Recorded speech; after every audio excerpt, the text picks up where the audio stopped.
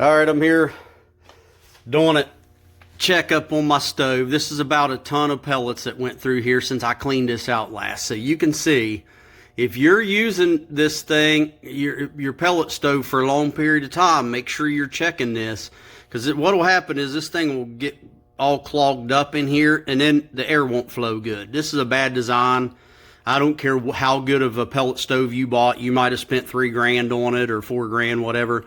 This is going to be a problem. Now, I'm fabricating my own system, and I'm doing this at my own knowledge and know-how. I do mechanic work, fabrication work all the time. I'm doing away with this. I'm going to get a better setup to where it has no fan on this side. So I'll do an update of how I'm building this thing.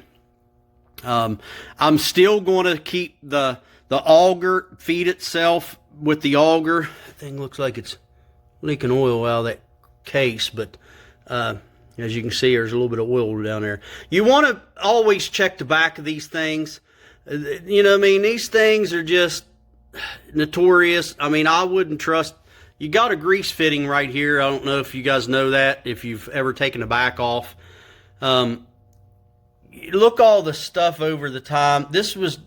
This hasn't been very long. I mean, it just stuff falls down in here. Dust. This thing's so dusty, it ain't even funny. I got dust everywhere.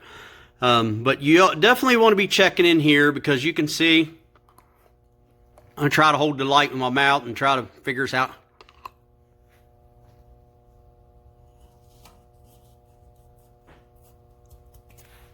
That ain't even a ton of pellets that's got that built up in there like that. So always keep that in mind. You know, you'll get a blockage, airflow won't go good, and then you'll wonder why your stuff's not burning all that great. But this is just a bad design. I'm telling you, anybody that's got pellet stoves, I see these things on sale for $300 to $400. People bought them, used them for a year, and then like, oh, it ain't doing what. They get rid of them because this is just a bad design. I mean, it's just bad any way you look at it. Your best bet is just to buy you a wood stove and do that. But I'm fabricating this thing because this is the old style. I mean, they're all built pretty much the same, but this one right here is built like a tank. This thing's so heavy, it's probably close to 500 pounds.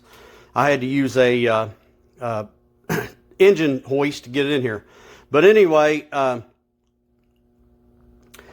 going to design my own to where it does away with this fan, but it'll still feed its own pellets, but I'm going to design it to where it burns wood too. I'll be able to feed it with pieces of wood. So I'm just doing that. I'm keeping the whole electronic setup, but it's doing away with this thing here, the exhaust.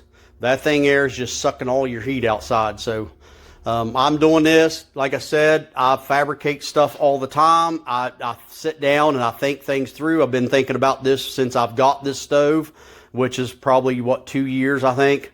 And I've been sitting down trying to design myself fabricate this thing. I've only got about $100 in it, $150. And I'm doing away with that intake pipe. I'm going to end up doing my own in here. And I'm going to put a tray up front so where I can catch all the ashes. I'll do an update of it, how I built this thing and what it looks like.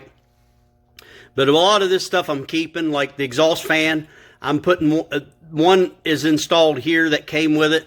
But once I get rid of this, I can install another one right there, right beside of it. So I'll have 2 exhaust fans, because you'll just have to see how I'm going to design this thing. It's going to be pretty wild. So anyway, thanks for watching. Like and subscribe if you want to see more of this build that I'm going to do. Now, I do this at my own risk. I'm not encouraging anybody else to do it. It's just for your entertainment purposes, and that's it. So thanks for watching.